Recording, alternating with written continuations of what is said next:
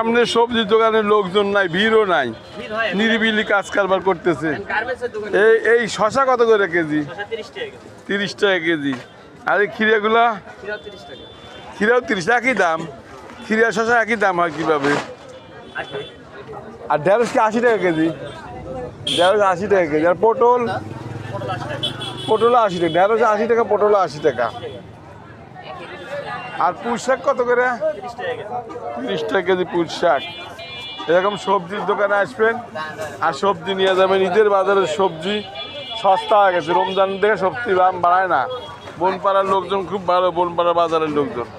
আপনারা আসবেন আর নিয়ে যাবেন। আর বেগুন কত করে কেজি? বেগুন 30 টাকা কেজি, কাঁঠালা বেগুন, কিন্তু সুন্দর বেগুন। আর এই যে লাউ কত করে? লাউ 30 টাকা পিস। দেখেন লোকজনই নাই ঈদের বাজার, খালি গার্মেন্টসের লোকজন, গার্মেন্টসের দোকানের লোকজন। খালি দিছে খাওয়া দাওয়া, মনে হয় খাওয়া দাওয়া না নাকি?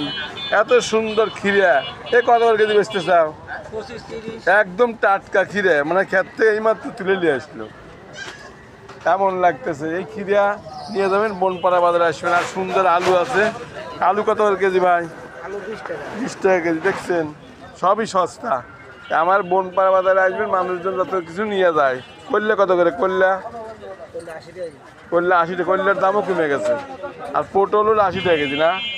সবই দাম সস্তা। বেগুন 40 টাকা কেজি। সুন্দর বেগুন আছে, নিয়ে খাবেন।